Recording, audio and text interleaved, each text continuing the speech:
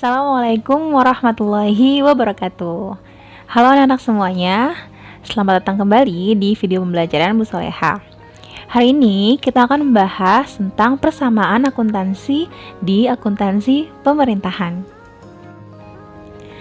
Anak-anak semua pasti tahu ya bahwa langkah pertama dalam proses akuntansi adalah melakukan identifikasi. Identifikasi dilakukan untuk menganalisis setiap transaksi atau aktivitas keuangan yang ada dengan menjawab pertanyaan. Akun atau kode rekening apa sih yang terpengaruh dari transaksi itu dan bagaimana pengaruhnya terhadap akun tersebut? Nah, untuk mempermudah kita dalam proses identifikasi transaksi, biasanya dapat digunakan alat analisis yang disebut dengan persamaan akuntansi. Persamaan akuntansi merupakan gambaran dari posisi keuangan entitas atau biasanya disebut dengan neraca, di mana sisi kiri menggambarkan harta yang dimiliki oleh entitas dan sisi kanan menggambarkan hak atau klaim atas harta tersebut berasal.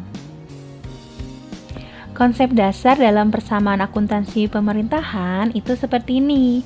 Kekayaan daerah adalah sama dengan sumber-sumbernya, atau aset sama dengan kewajiban plus ekuitas. Mirip dengan akuntansi komersil ya, bukan mirip, memang sama. Jadi sama aja sebenarnya. Atau sisi kiri sama dengan sisi kanan, atau sisi debit sama dengan sisi kredit. Jadi nilainya dia harus seimbang. Persamaan dasar ini akan mendasari seluruh proses dalam siklus akuntansi, mulai dari pencatatan transaksi, pengklasifikasian, sampai pada penyusunan laporan keuangan seperti neraca. Secara garis besar, laporan neraca menyajikan informasi keuangan tentang posisi aset, kewajiban, dan ekuitas pemerintah daerah pada tanggal tertentu. Struktur neraca itu dibuat dalam bentuk berimbang antara sisi kiri yaitu aset dengan sisi kanan yaitu kewajiban dan ekuitas. Lalu apa itu aset, apa itu kewajiban, apa itu ekuitas?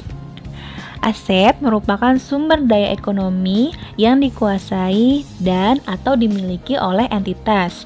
Yang termasuk aset itu antara lain adalah kas, piutang, persediaan, aset tetap, dan lain sebagainya.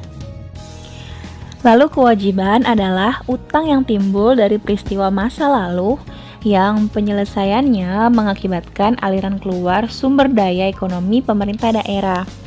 Kewajiban dapat dibagi menjadi dua, kewajiban jangka panjang dan kewajiban jangka pendek. Kewajiban jangka panjang itu jatuh temponya lebih dari 1 tahun, sedangkan kewajiban jangka pendek jatuh temponya kurang dari 1 tahun. Dan lalu apa itu ekuitas? Ekuitas merupakan kekayaan bersih pemerintah daerah yang merupakan selisih antara aset dan kewajiban pemerintah daerah. Pendapatan yang diperoleh entitas akan menambah ekuitas, sedangkan adanya beban akan mengurangi ekuitas. Nah, sekarang Ibu akan memberikan beberapa contoh bagaimana kita mengidentifikasi transaksi akuntansi.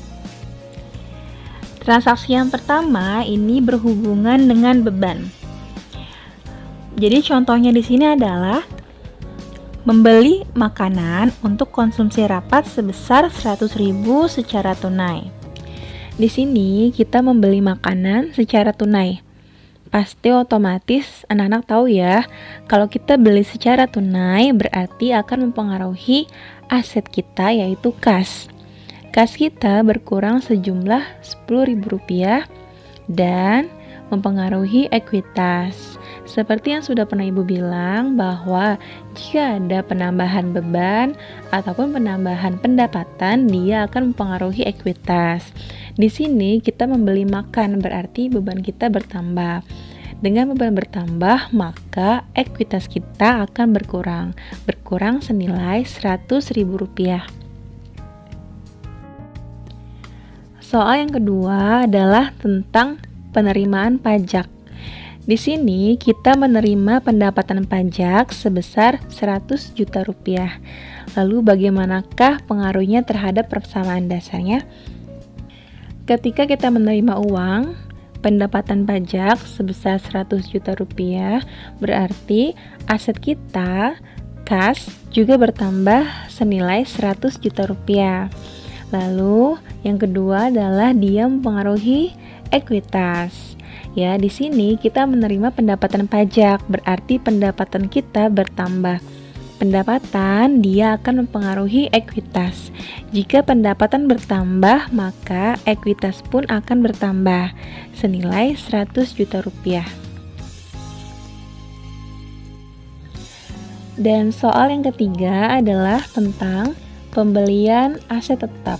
Di sini kita membeli alat komunikasi seharga 10 juta secara tunai.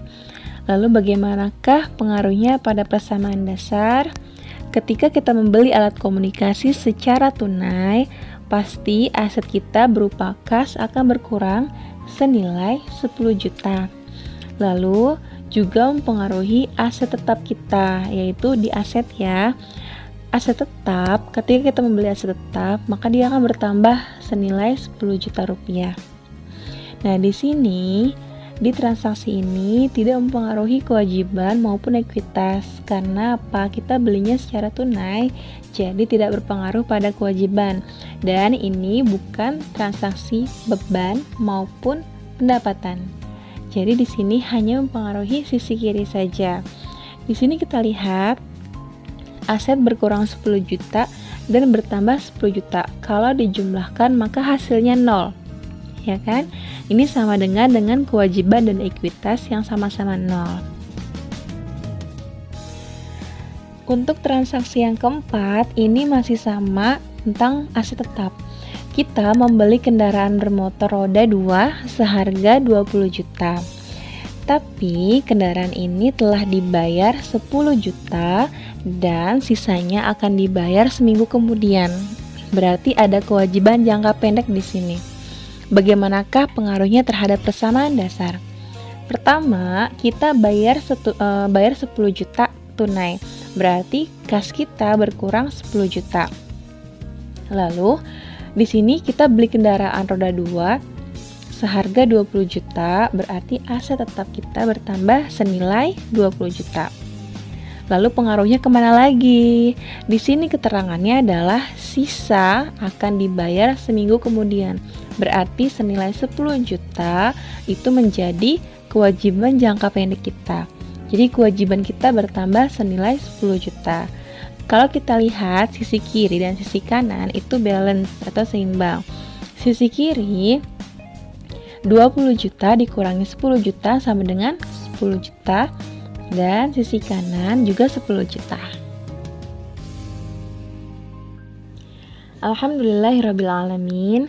Selesai sudah materi kita pada hari ini di video kali ini tentang bagaimana persamaan akuntansi di akuntansi pemerintahan. Salam semangat dan prestasi. Wassalamualaikum warahmatullahi wabarakatuh.